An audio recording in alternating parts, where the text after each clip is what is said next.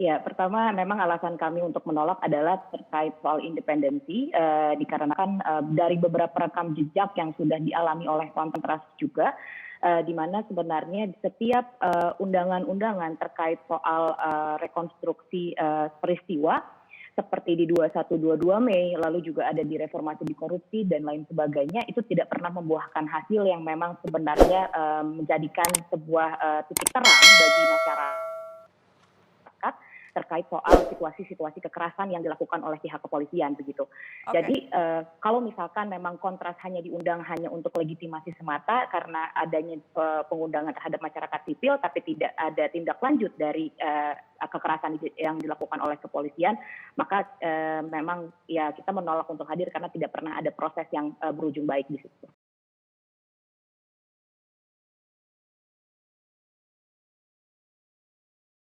Iya, pertama kita lihat bahwa dari keterangan kepolisian di konferensi pers, pertama itu berbeda dengan hasil dari rekonstruksi yang dilakukan oleh pihak kepolisian.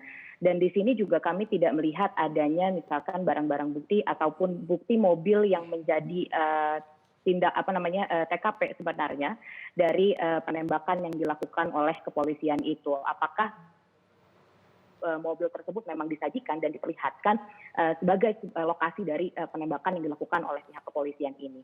Oke. Lalu di awal dibilang bahwa ada 6 orang yang menjadi korban dari penembakan, namun tiba-tiba berubah lagi jadi 4 orang, lalu 2 orang tiba-tiba dibilang apa namanya melarikan diri.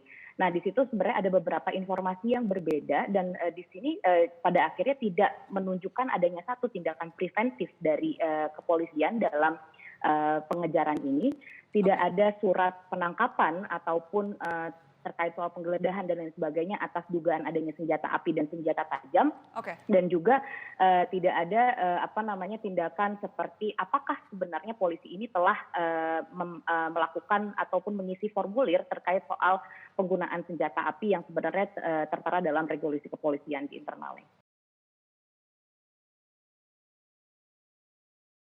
Soal penggunaan senjata tersebut, jadi ada formulir dan apakah formulir tersebut telah diisi oleh pihak kepolisian yang melakukan operasi. Yang kedua, juga Komnas HAM harus diberikan akses secara penuh oleh polisi apabila memang harus ada dibentuknya tim independen, maka Komnas HAM lah yang harus melakukan investigasi terkait soal penembakan sewenang-wenang ini. Dan yang terakhir, Komisi 3 harus melakukan pengawasan secara penuh atas proses pelaporan dan juga harus ada perlindungan terhadap korban dan terhadap keluarga korban dan juga perlindungan terhadap terduga pelaku agar tidak ada terjadi intervensi dari institusi kepolisian. Itu saja.